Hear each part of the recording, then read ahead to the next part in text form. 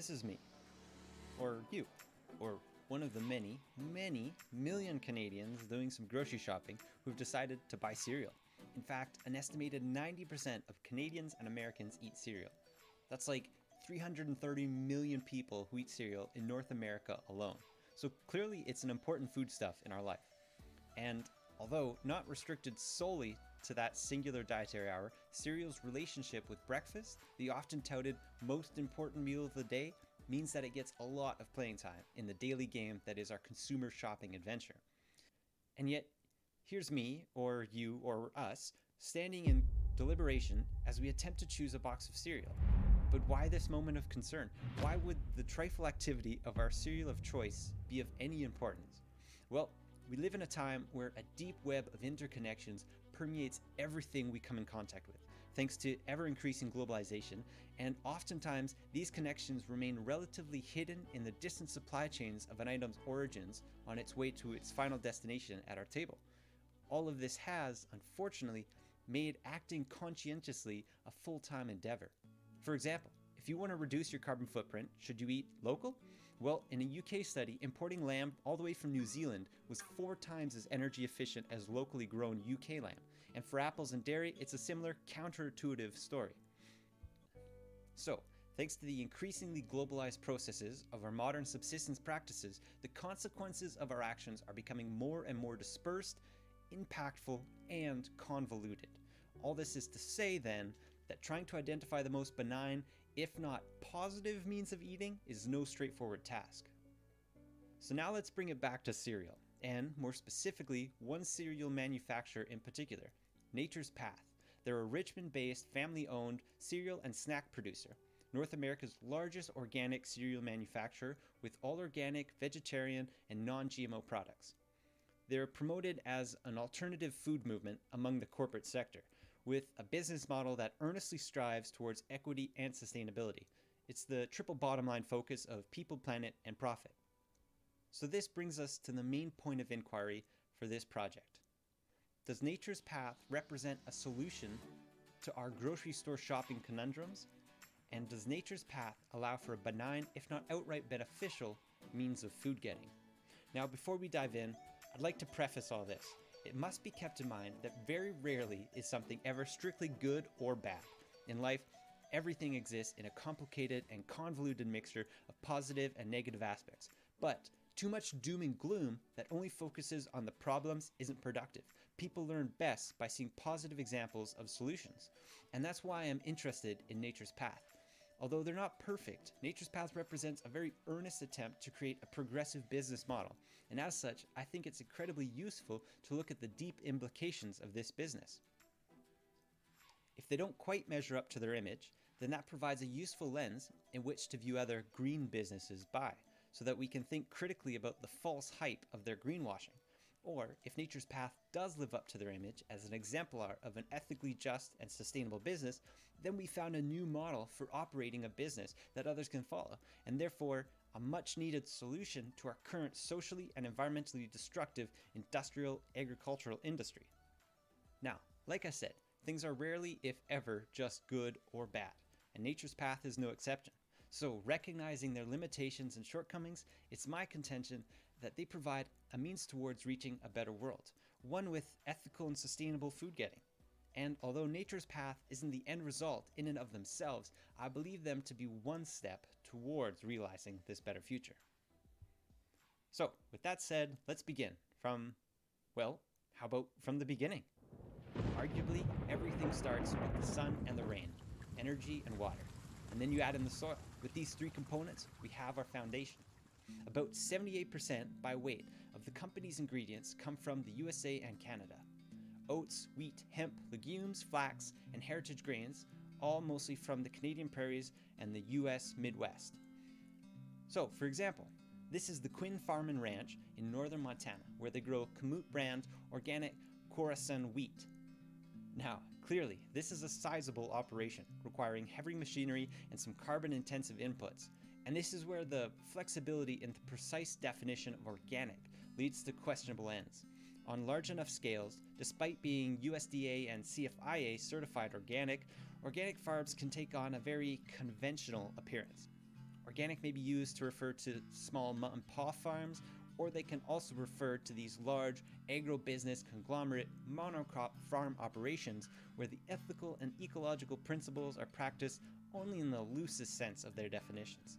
And as such, they become a far cry from the English agronomist Sir Albert Howard's original conception of organic and its sustainable intent. So, returning to nature's path then, it's important to recognize the specifics of the farms. It should be said that, absolutely, organic farming practices are much better than conventional agricultural systems, without a doubt. But organic per se doesn't imply a sustainable operation, as there is great room for variation. And so in the case of nature's path, beyond simply being organic certified, the true state of the farms isn't clear. So, where does that leave us? Well, we can say that by going organic, the farming practices of nature's path are at the very least better for the planet than the other 99% of agricultural activity in North America, which is conventional. So, while not necessarily good, it's at least better. For example, in just 3 years, by using organic agricultural practices, nature's path avoided using 70,500 tons of chemical fertilizers and 1,000 tons of pesticides. So not only does this keep it out of the soil and the environment, but it reduces the fossil fuel expenditures associated with creating those chemicals in the first place. Now on the social front, organic farms, regardless of their format, are generally more economically viable for farmers. Although labor increases, inputs decrease with organic farming, and this tends to have a generally positive net result, and as such is more financially viable compared to conventional growing. But this also has knock-on effects. Many farms throughout the world rely on underpaid and poorly treated migrant labor, and organic farms are no exception, despite, ironically, 2 of the 4 principles of the Canadian Organic Standard being fairness and care. So the point I raise here is that there is the possibility that such conditions exist on the farms supplying nature's path. Now there are 2 other aspects from nature's path's farming practices that attempt to constructively address some of these concerns. First, let's look at Legend Organic Farm in Saskatchewan and Villicus Farm in Montana. Both are actually owned by Nature's Path. Instead of charging rent, the company provides the land on a crop share basis. With this method, about 2/3 of the products grown are kept by the farmers to sell on the commodity market, and the other 1/3 is given to Nature's Path. And the choice of what grains are grown is actually left up to the farmers. This is an amazing model. By providing upfront free access to the land, Nature's Path takes away the risk from burgeoning organic farmers. As well, the flexible nature of their planting and harvesting arrangements is a stark difference from the hostile and dominating regimented schedules many conventional farmers face. Although it's likely only a small portion of Nature's Path's total grain suppliers operate with such a model, it's a brilliant addition all the same. Next, in response to the flexibility around the term organics and the worrisome possibility of a corruption of sorts towards looking like a conventional practice, Nature's Path has recently achieved Regenerative Organic Certification, ROC, at one farm. Now, ROC uses USDA Organic Certification as its baseline, with increased animal, ecological, and worker considerations added above it. So it's an attempt to readjust the slipping quality standards and priorities of USDA organic certification. Although this has great implications, it should also be noted that this has only been achieved at one farm, and very recently during the 2019 season. Time will tell then how many of Nature's Path's supplying farms will also become certified, but again, at the very least, this is something positive. Alright, so that covers pre-production. Now, let's move to the factories. What does production itself look like? The following comes from a How It's Made episode on cereal. Although not exactly the same, I imagine the process is fairly similar, except for some proprietary aspects, of course. As well, and most importantly, is the focus on sustainability that the factories engage with. As of 2017, all 3 of Nature's Path's manufacturing facilities, located in Richmond, BC, Blaine, Washington, and Sussex, Wisconsin, have achieved zero waste, with approximately 93% of their waste diverted from landfills. So that's awesome, right? But there is reason to be a little critical about this. I know firsthand from working at a grocery store which boasted about how much food waste it avoids, there is often still a sizable amount of waste that occurs. This can be waste that's outright not accounted for or passed through technical loopholes. So although there's very little landfill garbage occurring, there may still be a large amount of inefficiencies and wasted items. For example, anything needlessly recycled or composted.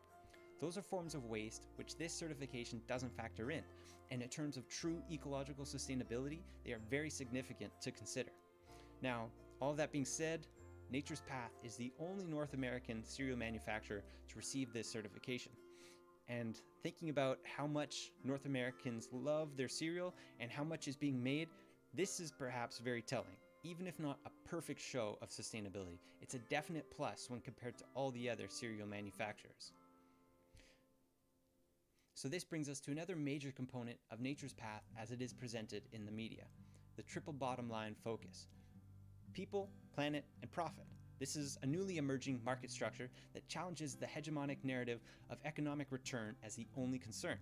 So the question stands, is it too good to be true? Judging by the success of the business over the recent years, the profit aspect is a no-brainer. It's succeeding. But what of the other two?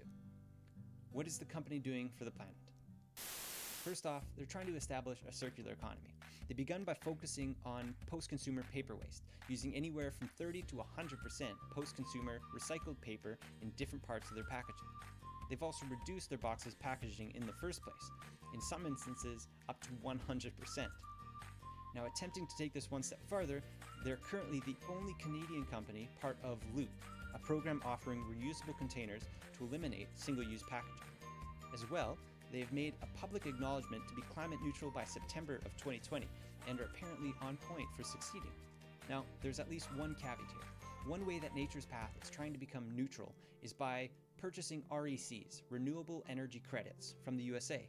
Now, this is a contentious issue because it allows businesses to present themselves as being powered by 100% renewable energy without actually doing so. Furthermore, even the so-called green energy sources used by these REC companies, such as hydro dams, may actually be more impactful to the environment than beneficial. So the point being that reducing energy usage in the first place, rather than purchasing an offset for green energy, is the real solution that's needed. Now lastly, regarding sustainability, Nature's Path is trying to have all their packaging compostable, recyclable, or reusable by 2025.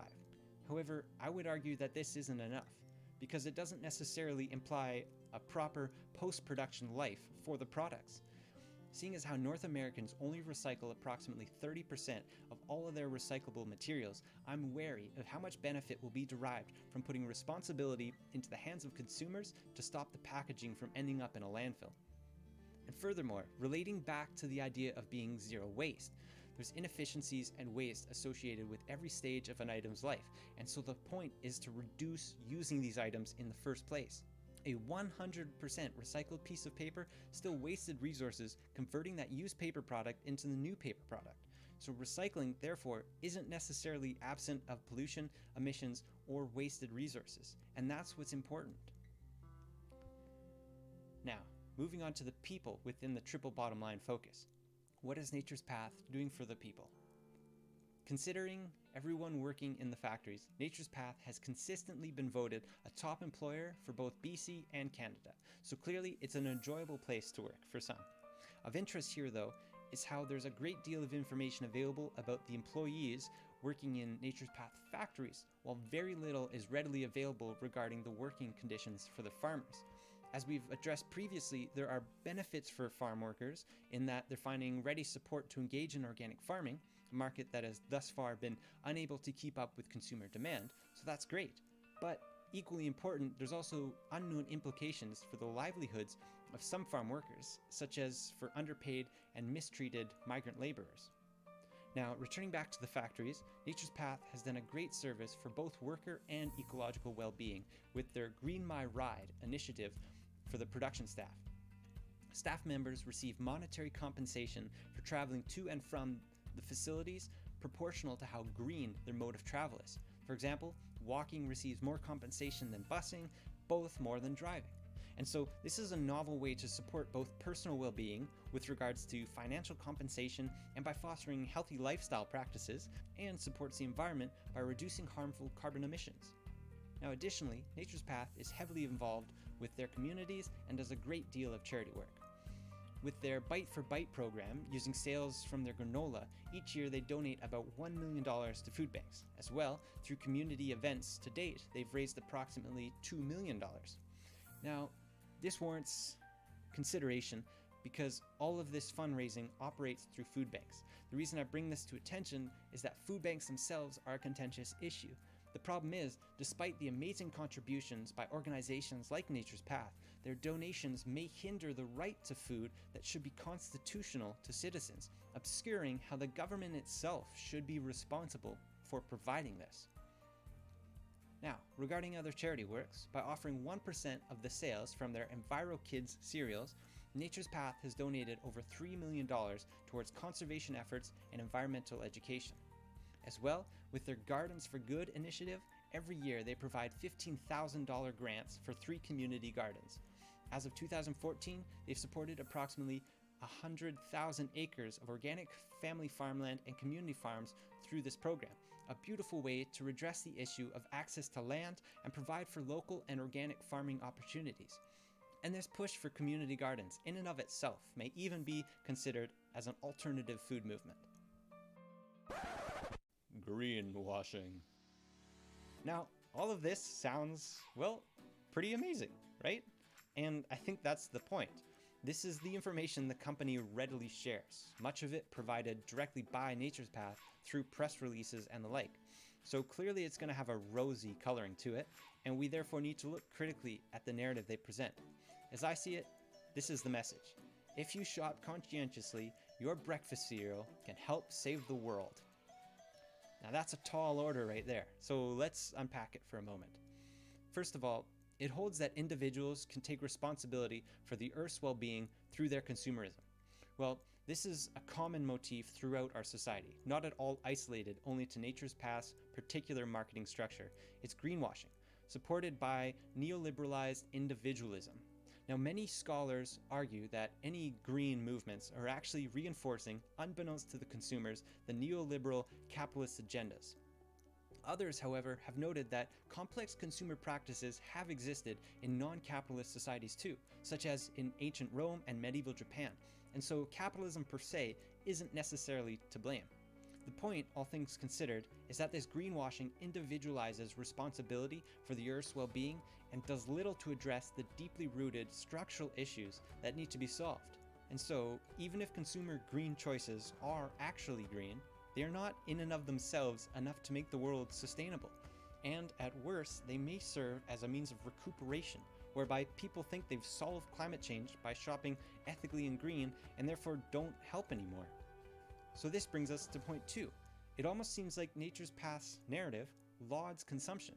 Now, this is worrisome because for the affluent societies of the world, overconsumption is the issue causing ecological and social harms. And so the problem is that these greenwashed items present themselves as the solution, appearing to the consumer as a way of both indulging in one's desires while simultaneously addressing guilt and issues of climate change, all of which thus encourage more consumption that then destroys the climate. Lather, rinse, repeat. So, noting that the simple act of spending money itself creates CO2 emissions, I think it's too much to expect that buying breakfast can save the world. But maybe it could at least reduce our impact, because it must be recognized that consumption cannot be avoided. We must eat. And furthermore, people are not so easily reducible to just consumers engaging in materialism. Rather, consumerism embodies social relations and personal cosmologies in a complex and intricate manner. So what's needed then is the appropriate balance, to find avenues for consumption that are ethical and sustainable, and for us to keep the levels of consumption in check.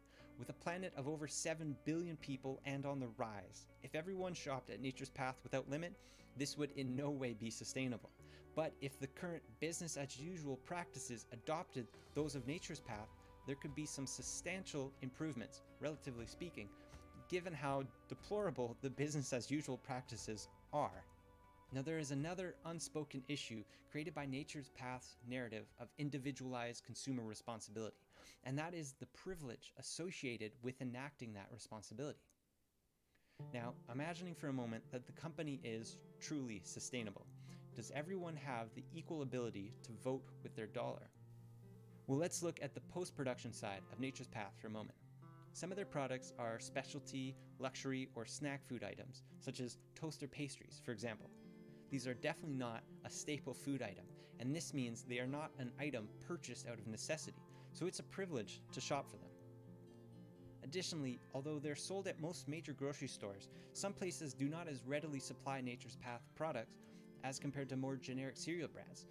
And so thinking of the notion of a food desert, access to these items can become sequestered to more niche health food markets. Lastly, the price points for the products vary, and this has mixed results. On the plus side, a basic cereal of Nature's Path has a price that is actually in keeping with the most popular brand name items at your average grocery store.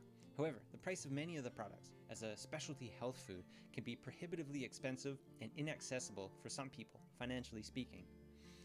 My point from all this is to highlight how voting with your dollar is both a privilege reserved to a select few and may obscure the fact that consumer actions in and of themselves are only a small piece to the whole puzzle. So let's try to sum it all up. How do we address these worries of greenwashing? Is the people, planet, and profit triple bottom line just a marketing gimmick? I would say that outright denying the benefits of green businesses is perhaps a lot like constructing a conspiracy theory. It works by attacking an area that is plausibly deniable. If a business benefits from going green, who's to say whether they become environmentally or socially friendly for their own reasons or out of an earnest desire to help? And I think Nature's Path acts from genuine care because I, for one, am not, at least as of yet, so embittered that I doubt some people are genuine.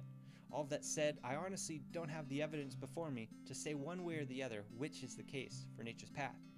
It is clear what the message they present to the world is, that of being a steward. And simultaneously, it's clear the attitude of many academics to be dubious to the veracity of any business's green claims. For example, when Philip Morris International is aspiring to go carbon neutral, or when Walmart sells the most local foods, what does this imply for our current definitions of these terms? So all of this is to say, are green businesses, like Nature's Path, producing a net positive effect on the world and its descendants? Will my cereal save the world? Well, that's the million-dollar question. If faced between two cereal choices, I'd go with Nature's Path for the positive ramifications of its actions. But that's not to say it's actually good for the world. As I've said earlier, maybe just better. So then, if faced with having cereal and growing your own food, for example, perhaps it's better to choose the latter. Now, for a variety of reasons, I don't think many people have that last option to be self-sufficient and to avoid the industrial food system in the first place. And so the point to be made here is that we can pick our battles and still find small successes that will eventually yield major improvements. And with that, I'll leave us to ponder. All I can say is that in my mind, this business model of Nature's Path isn't a clear solution, and much greater action is needed, but they represent a means of progress when viewed comparatively to our current major reliance on the industrial agricultural industry and all of its destructive tendencies, both ecologically and socially speaking.